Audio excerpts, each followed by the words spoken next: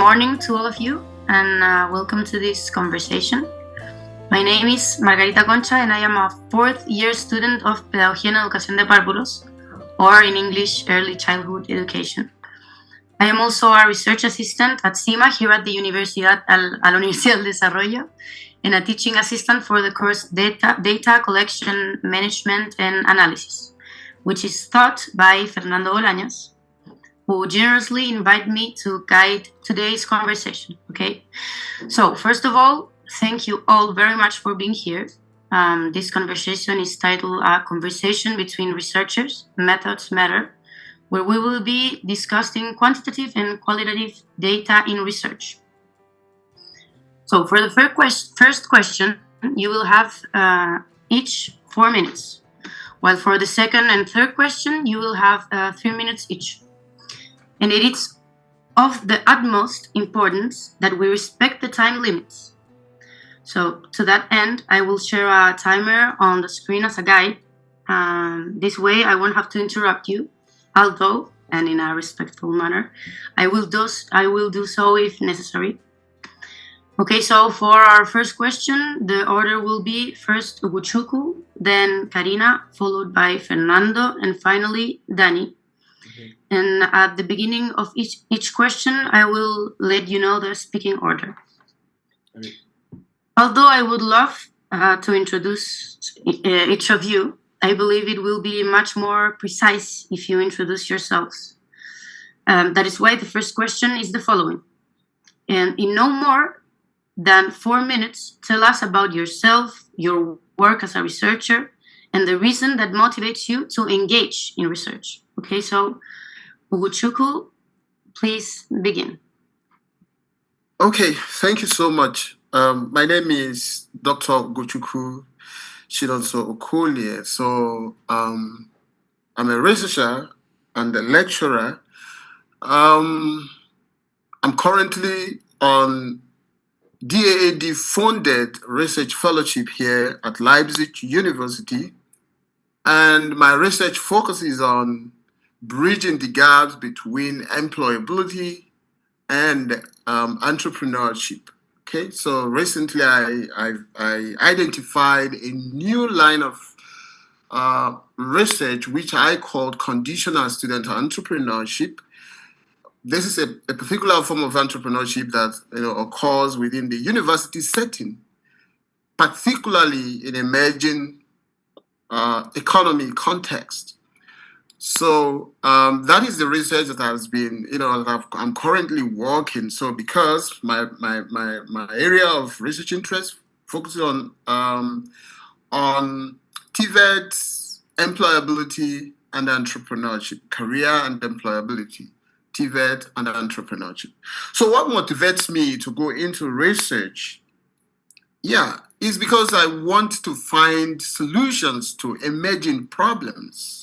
I want to be sure that I'm able to address certain issues, certain gaps that may have not been adequately addressed previously in any literature.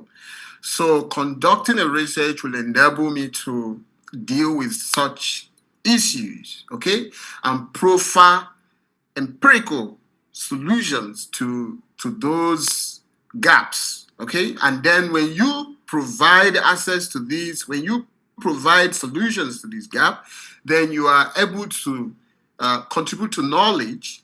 Others are able to learn. Policymakers can actually use some of your contributions to be able to help implement certain policies that will solve problems, maybe in a particular area, a particular context, or even globally. So that is basically my view on the question that you've asked. Thank you. Okay, but I have a little more question for you. Like, what inspires you to get into this field of research in the first place? Well, I don't know if I would say it particularly, I can pinpoint this. I mean, this field is where I got my bachelor's degree admission, I enrolled into the Department of TVET as a young man with no research, with no perspective, no ideas. So as I progressed, I started identifying, loopholes that I can address. And, I did TVET as an undergraduate, master's, and PhD. So this is all about me.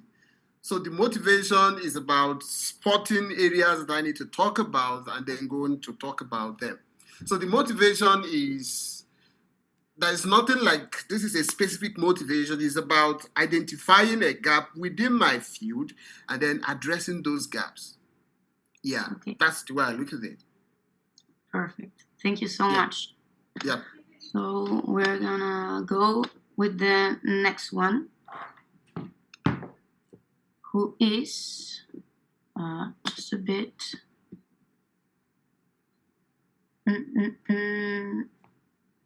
Here.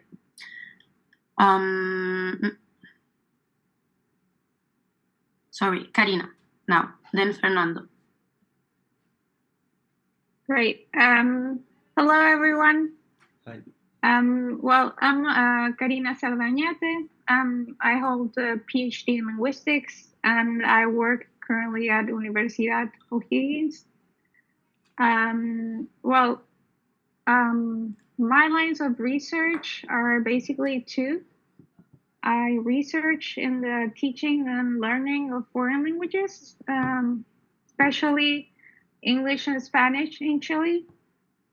And I've done research regarding the development of pronunciation, the development of writing in learners of Spanish as a foreign language. And this has also been related to the process of migration of Haitian immigrants in Chile, because right now the schools in Chile do not have programs for the teaching and learning of Spanish as a foreign language. So we've done a lot of research in that area.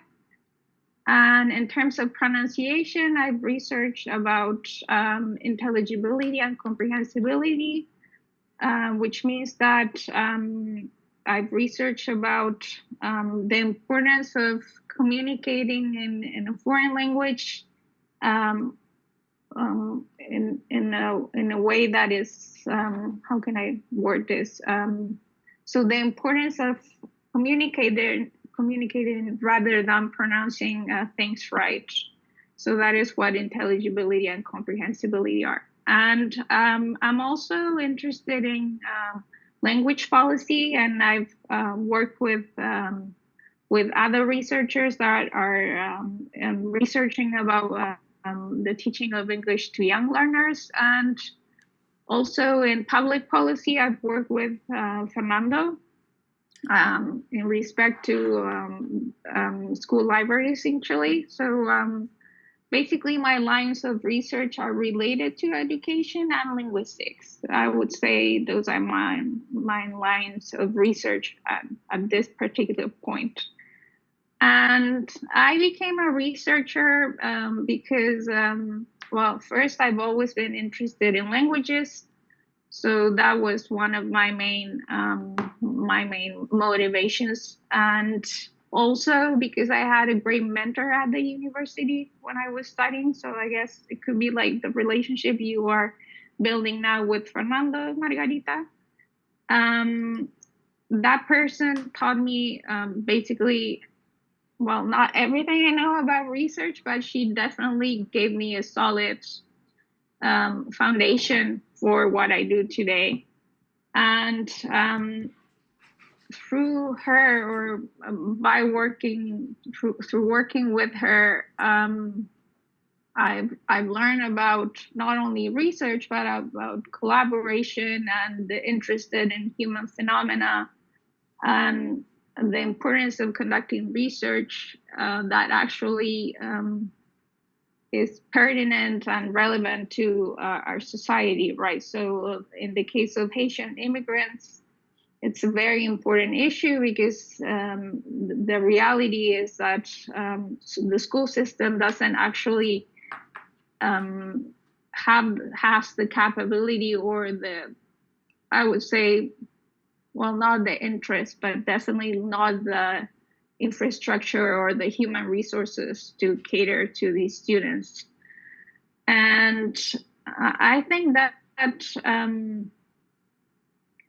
that research is, I would say, a very important part of human experience, because as humans, we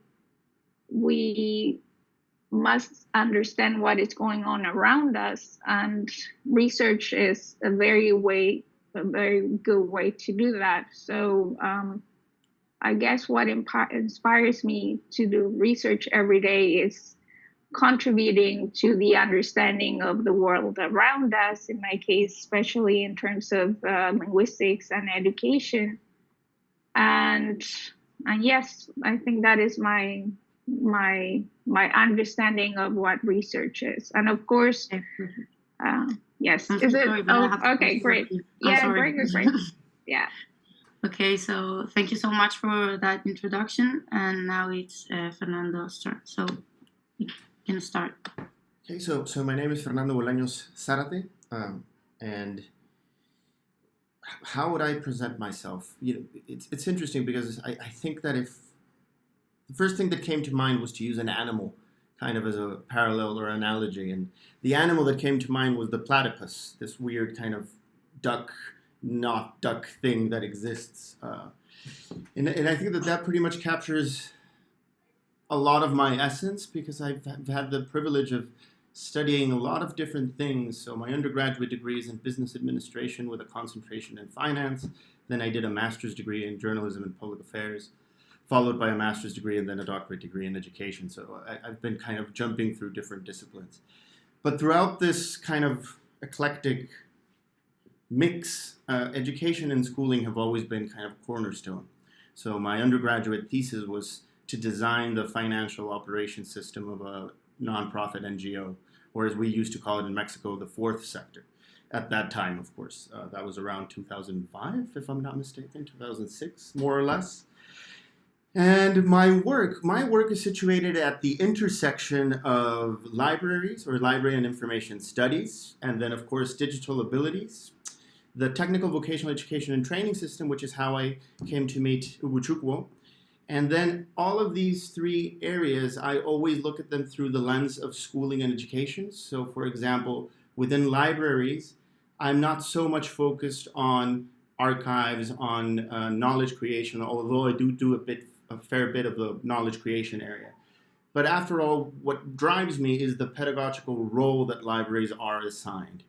And then furthermore, as an approach to my research, I use mostly post-foundational discourse analysis, although I've played along with phenomenography, I've played with phenomenology. Right now we're about to engage in narrative studies, but I would situate myself more as a qualitative slanting researcher, which I think we'll get into the qualitative, quantitative debates a bit further on.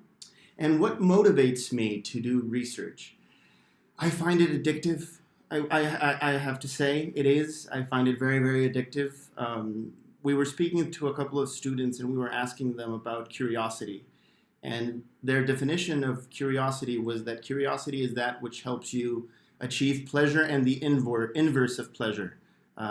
So I situate myself where I fully understand those students. When you find something that you didn't know before, it doesn't matter if other people knew it, which odds are somebody else is doing something very similar to what you're doing and finding out what you're doing. It's just a fact that we need to broaden our understanding of, people and who does and who doesn't do research.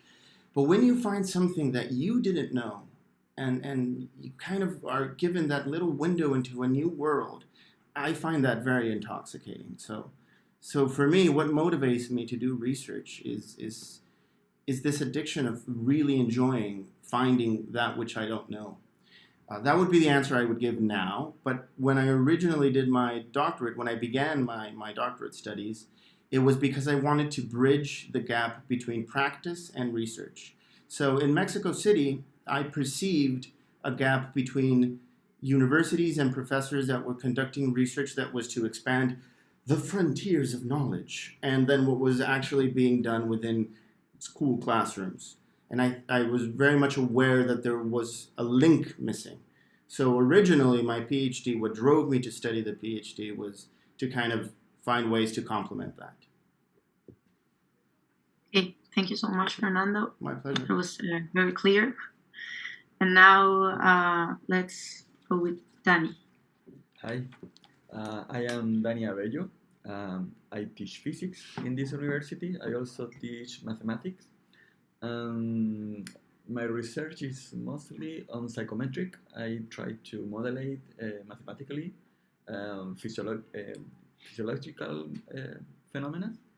And I also work on the subsecretariat, undersecretariat of higher education there. I work on the admission system to the higher education, and also work on financials. My main topic, I think, is the modeling. I love to modeling things like mathematical modeling. I just when see some phenomena, I try to find an equation, a relation that can explain how two things are related. And respect to the question about why I do research, I think it's more like an inner motivation. I just see stuff and want to learn about them. And also, I loved a lot when I came with a new idea about something. It's kind of, it's really emotional. I just have a rush that I can't find in anything else. And I think also maybe it's something to do with my parents, my grandmother. I remember I was 3 years old, and she also always been asking me questions like why the water is splashed when you throw a stone, or why that dog is, I don't know, moving his tail. I remember she all the time asking me questions and didn't give me the answers. So I think that it had something to do also in why I love to do research. That is mostly. Okay, thank you so much. I'd like to ask you one more question. Like, how long have you been doing research? And is there any project you are especially proud of, or that stands out to you? I don't know. Yes, I think of course. Research, like creating knowledge from zero. Not from zero, but really new knowledge. I think like maybe 8 years ago, I started doing serious research, and the project that I am most proud of, it's an identification problem that is solved about the standardized test. When you do a standardized test, you are thinking that there is an attribute in the person. For instance, could be language skills, mathematical skills, I don't know, whatever of that kind of skills, and then you have the score. You only look at the score. So from the score on the test, the observed score, you want to know about the attribute, in which amount the attribute is present in the person.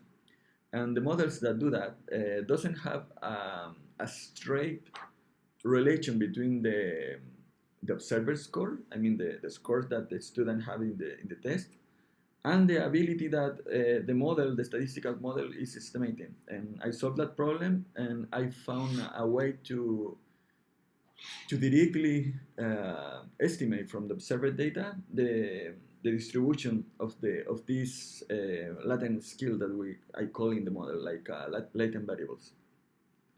So okay. I think that is my favorite work. Perfect. Thank you so much, Dani. Those introductions were excellent and very clear.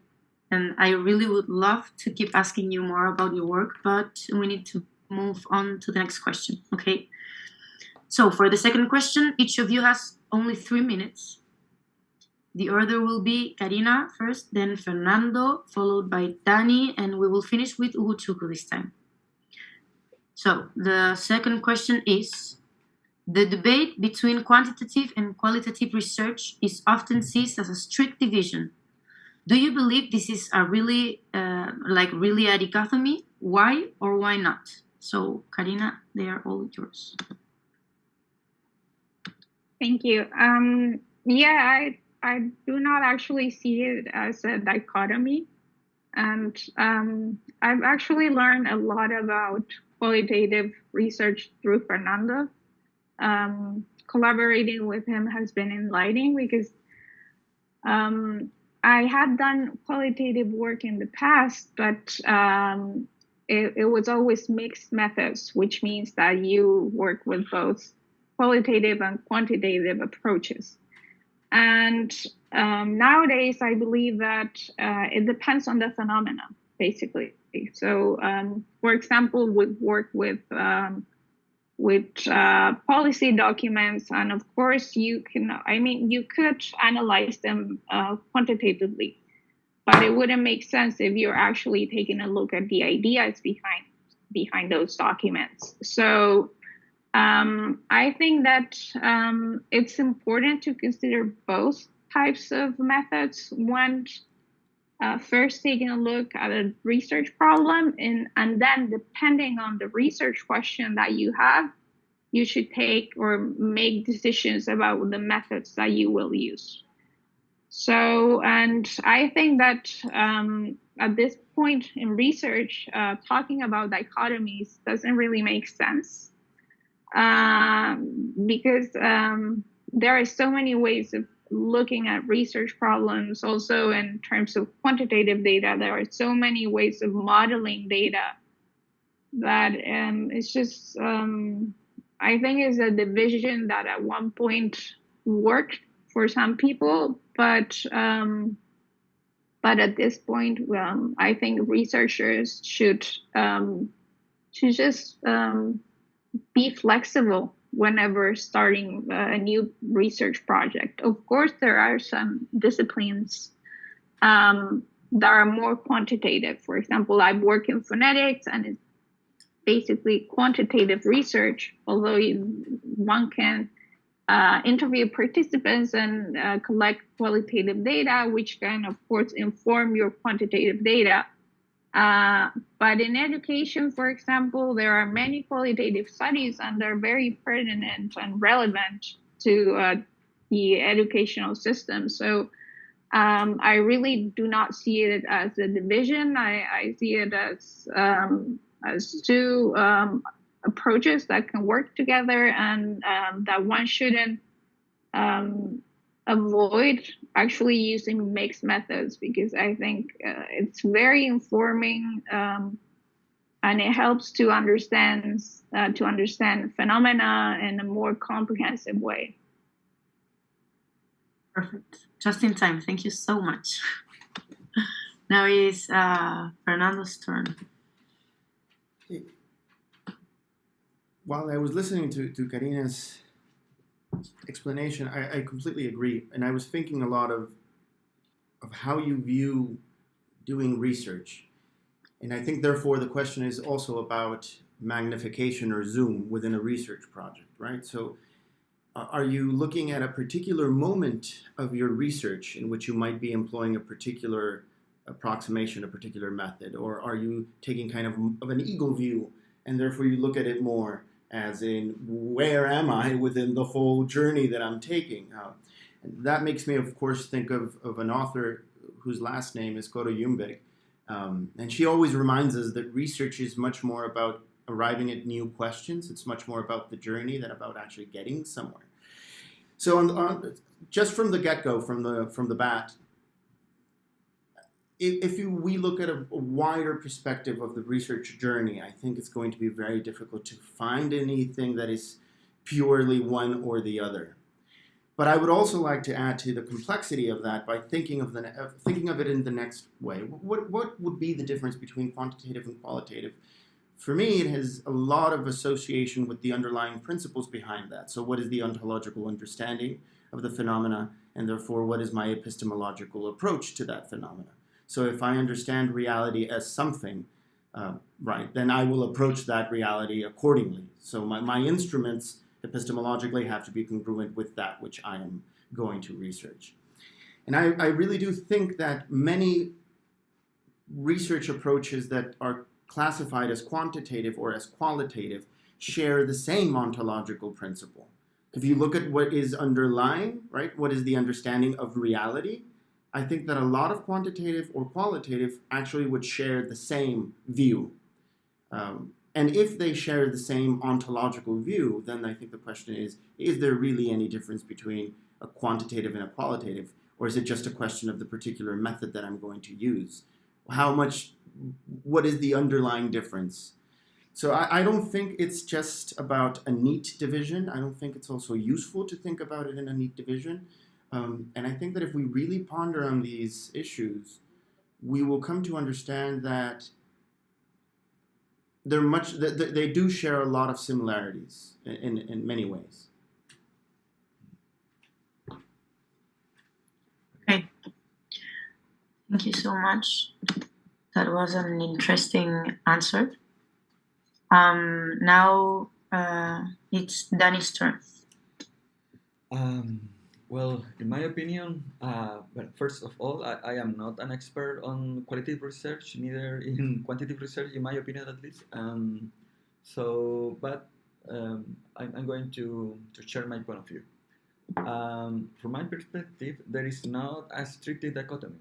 What I think is that when you do quantitative research, what you are looking for is for generalities. Like, for instance, let's keep with the example of the standardized test. When you use the scores, you are thinking about an attribute that is common among people. I mean, you are looking for something like a cognitive attribute that every people has. But when you do that kind of research, which is usually thinking as a quantitative research, you are not in a position to discover new attributes. I mean, you are looking the person so far away. So you make an instrument with a lot of discipline just to look at that part that you want to look, but it's really difficult to see new trends, new attributes that maybe this kind of tests are not able to look at. But when you do qualitative research, you are able to look to the persons so much close that you are able to discover new stuff that quantitative research you are not able to do. But on the other hand, I think by looking so close, you lose the general picture sometimes. You are not able to generalize so quickly. So in order to generate a knowledge that is applicable in different contexts. So I think both methodologies can benefit from each other. Qualitative research has the ability to find new insight about what human is or whatever phenomenon is studying, and in the other hand, quantitative research is more qualified to generalize results. But you need both. I mean, if you just stay with the quantitative research, it's going to be so difficult to really learn what is going on. And if you do only qualitative research, it will be difficult to see the entire picture. So I think both benefits from each other. I don't see I don't see that they are really two different ways. They both need from each other. They need to be together. That's in my point of view, at least. Okay, perfect. Thank you so much, Danny. I have a lot of questions, but I can't do it because of the time. Okay, so Ugochukwu, you're next, please. Okay, moderator, could you please permit me to use a screen to make explanation of what I'd like to say? Am I permitted? Yes. Yes, you can. Great. So I'd like to use this to make a clearer distinction between the two different approaches, right? And I'd like to use my personal study to do that. Here, this is a longitudinal study of conditional student entrepreneurship. So this particular concept is new. In other words, it has not been studied before, right? So because I want to find out why this is why this particular phenomenon need to be studied, I had to go qualitative. If you look at the topic here, there is no clear pathway. I don't have a clear pathway, right? What I mean by a clear pathway is there is no distinction between the independent variable and the dependent variable. I'll come to that. Let me take you a little why this is important. Let's keep an eye here. If you come here, I'd like to quickly draw a data from 30 undergraduate students across 2 public universities. This also clearly explains that qualitative research is about using a very little number of individuals to learn about their experiences, or you want to use information that may have been published in maybe journal articles or other contexts to explore new information that you want to engage in. However, there's a place I'd like to draw your attention here, and that is on the data analysis procedure.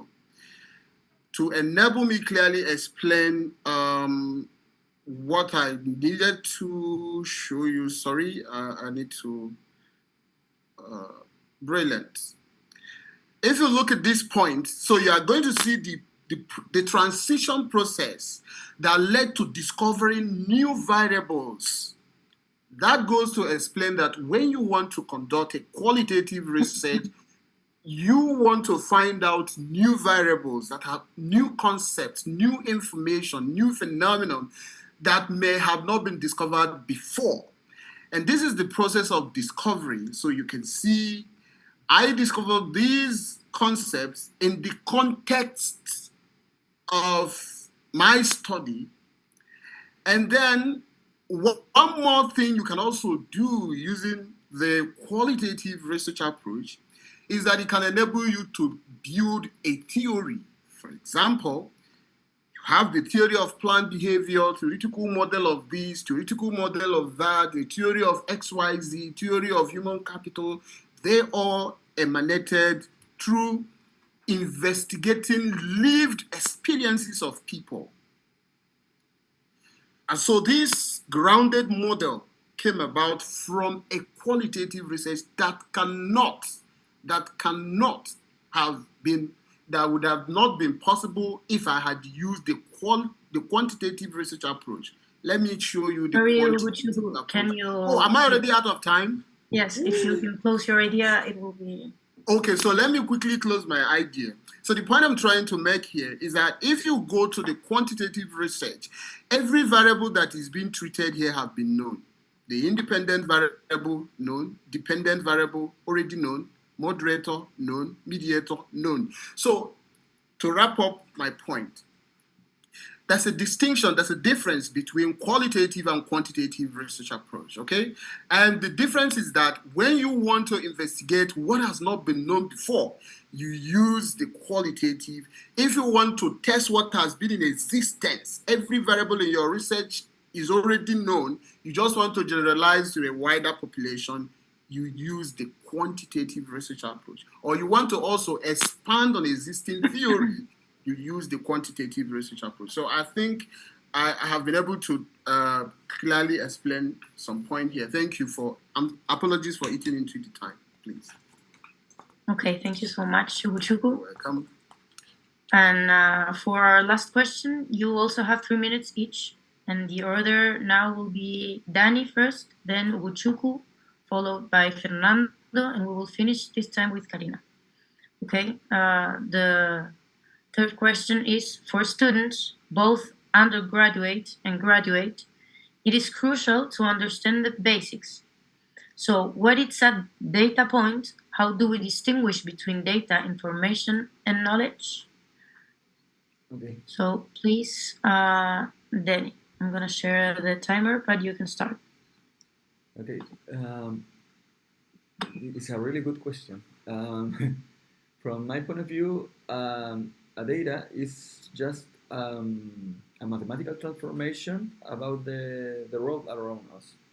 It's like, for instance, you see I don't know, you see a dog and you transform it, the object dog, into dog brown, dog white, dog I don't know, dog long tail, dog long ears, whatever you put, you transform the world. You apply a transformation, usually a mathematical transformation.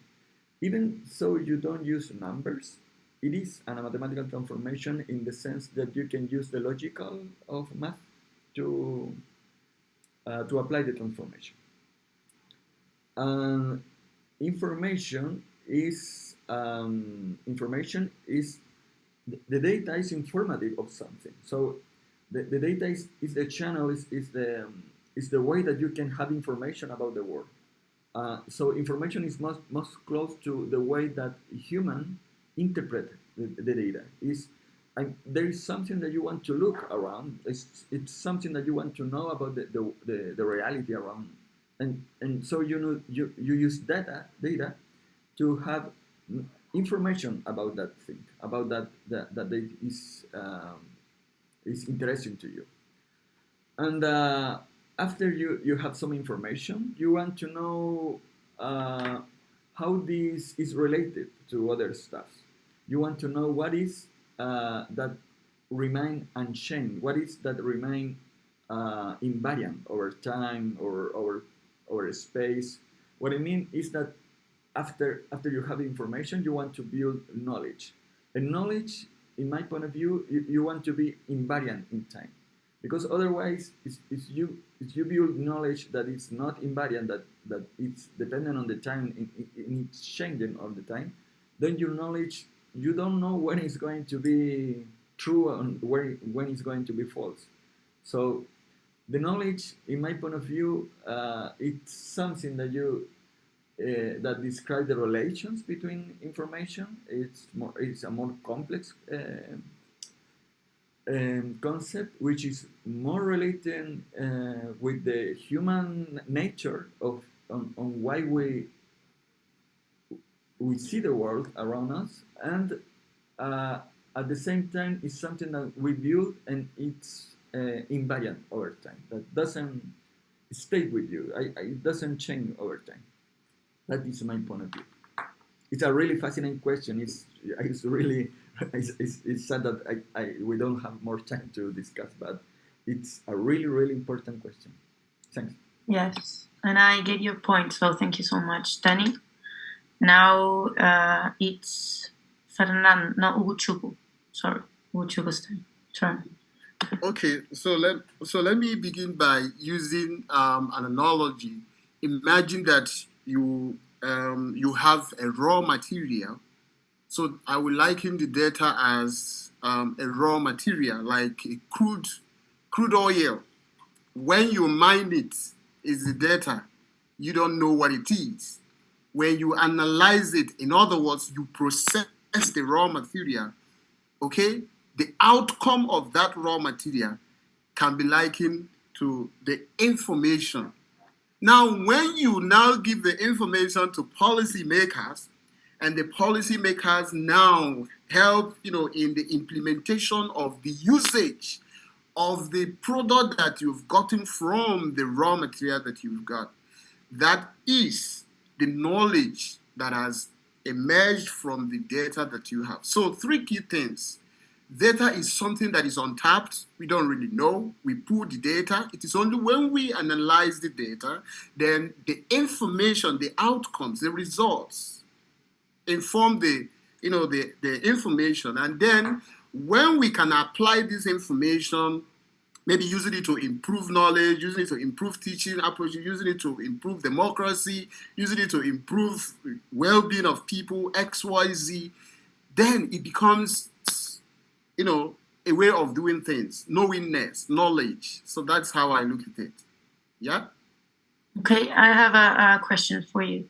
Sorry. Great. Like, in your opinion, what role does context play in turning data into meaningful knowledge? Sure. Of course, culture and context has a lot they have a lot of role to play, because what may form a way of doing something in my own country, Nigeria, may actually never apply in another country. So context has a lot to do. So the information, the end product, which is the knowledge, the knowledge may even not apply in North America. It may apply in Nigeria, or it may apply in Africa. So the context has a very significant role to play in every research that one conducts. I keep emphasizing it everywhere that culture has a role to play. Because what may be statistically significant in America may not be in South Africa. I don't know whether I'm able to address your question. So when students conduct a research or do their PhD and they claim that, for example, that digital classroom approach, digital learning approach, statistically significantly influence their learning engagement, I would say, if you find this in a developed country, if you apply the same approach in developing world context, you may not find statistically significant results, because in my country, when I write my PhD, you typed your PhD in laptop. Me, I wrote in paper and pencil, because there's no electricity to type. And I'll have to take it to someone who will type it manually. And after typing it manually, I'll come back and effect the correction, print it hard copy. You get the point I'm trying to make? So there's nothing digital learning in my own context, so it will never be the same. So knowledge is contextual, how you look at it. Yeah. Thank you so much, Ugochukwu. You're welcome. Now is Fernando's turn. So I want to continue with Ugochukwu's line of thought and with your question, which I thought is a very important and very keen question. I would say that data, information, and knowledge are discipline dependent, are people dependent, are context dependent. I think that the simplest way of stating this is a whole book can be data, it can be information, it can be knowledge, or it can be none of the above. So for example, if you think of a library, the number of books you have on X topic is data. So the same book is now one book, one data point. But the book contains something in it, right? So let's suppose it's a book about quantum mechanics. For me, it's gibberish. So it's not information, and it's definitely not knowledge. But if you give that to a student that is studying quantum physics, it will be probably information and knowledge. And also I want to tie this with what Danny was stating earlier, because I want to go with a controversial idea. I would say that it is a question of illusion of stability. I don't want to take the linear approach of data, information, knowledge. I would say that it's just a question of illusions, of stability. Because knowledge has gained the illusion of stability. That's the difference. Information is less stable and data is less stable. But knowledge is also quite often wrong. There is a lot of wrong, incorrect knowledge that can fall apart, right? So one of the biggest mistakes, myths that in my research we have found is this idea of the knowledge and information society. What the hell is an information or a knowledge society, right? So what do you mean by that? Because we know that still to date, there is around 33% of the whole entire world that is not connected to the internet or has no access to any technology whatsoever. So when we fuse information society or knowledge society, you fuse that with digital technologies, which is a common myth today, then you are automatically failing to recognize that a substantial portion of the population does not have access to anything that can allow that entry point, right? And also, you're not even acknowledging the fact that you might have the physical, the material elements of it, but you might not have the skills to be able to properly interact. So again, right, there's just illusions of stability. There isn't really anything called knowledge or anything called information or data. It's how do we perceive them? How stable do we think that they are? Because, in my area of research, which is digital abilities and digital technologies, I've often heard people say, we now have more information that we can process. And I would counter that with, we've always had more information that we can process. Just go to a physical library and try to consume everything that it's there. So again, the stability of something is a key factor in determining whether something is information, data, or knowledge. Thank you so much, Fernando. That was an interesting point of view. Now let's finish with Karina. I've been summarizing all of your answers. Well, for me, since I've been usually working with empirical data, a data point will be also raw material and observations. But I agree with Fernando that depends on how you observe phenomena. So, for example, a book could be a data point, but it could also be knowledge, right? So it really depends, again, of how you approach phenomena that you're studying. Information, also empirically, would be the interpretation of results, of course, through a lens. So in that sense, I agree again with most of you that when we take a look at pieces of data, we're using some sort of lens that, of course, can be biased. I mean, I don't deny that, even though I do empirical work. We always choose a method, and methods can be biased. I mean, even though in experimental work, for example, we believe that our methods are correct, that is not always the case. And many times we later find out that the pieces of knowledge that were drawn from those studies are incorrect or just not static, like Fernando was saying.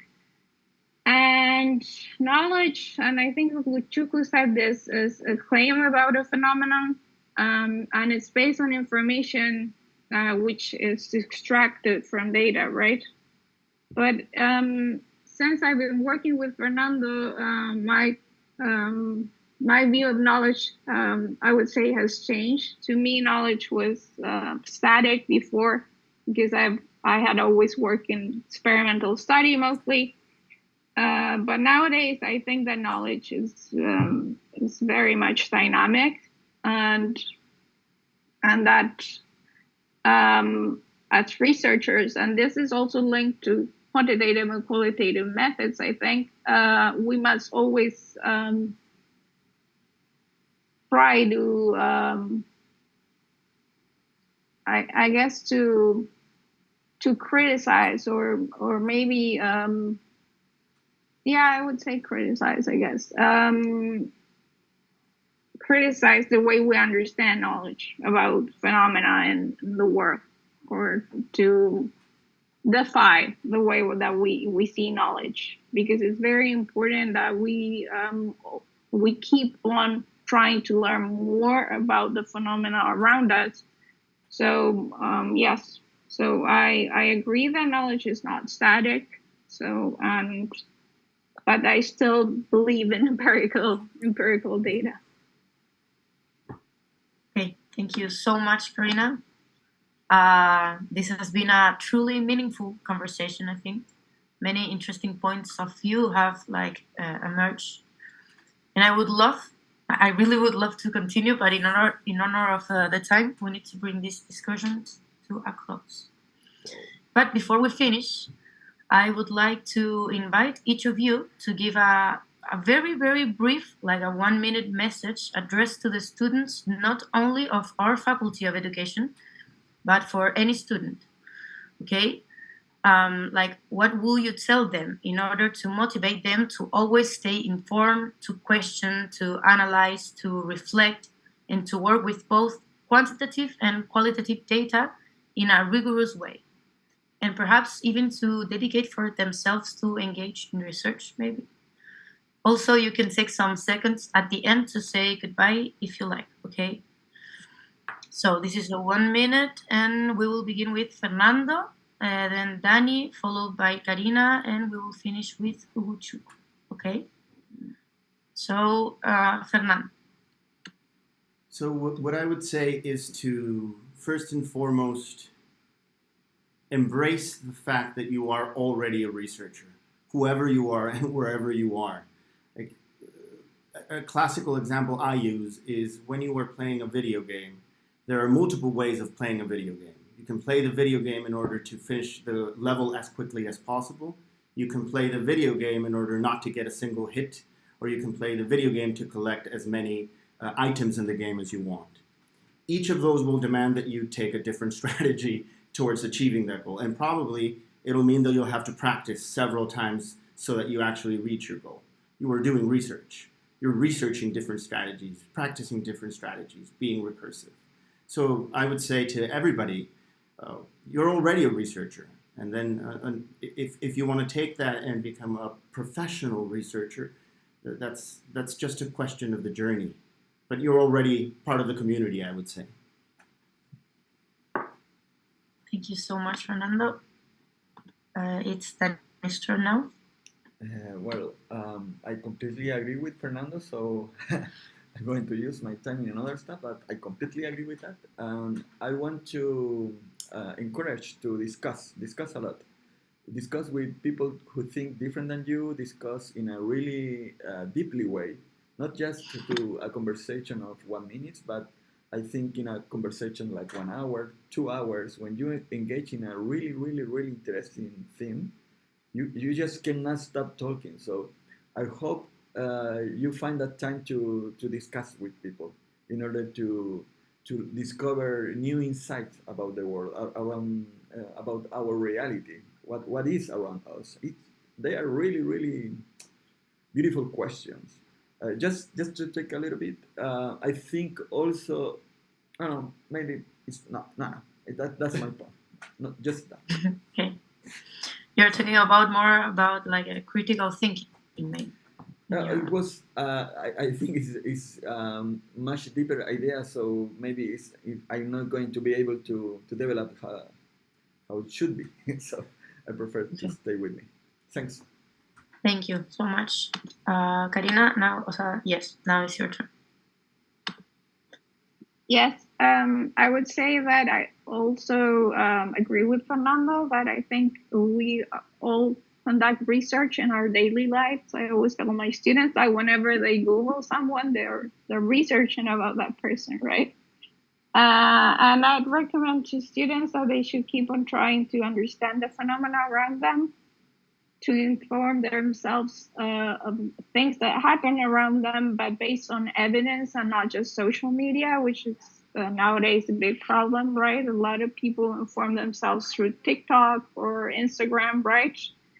And also that if they're interested in becoming researchers, and I don't know if this is related to the questions, but I recommend finding mentors, because I think that it's very important to have people not to look up to, but to discuss things with that have a more, a developed experience in the field that we're interested in.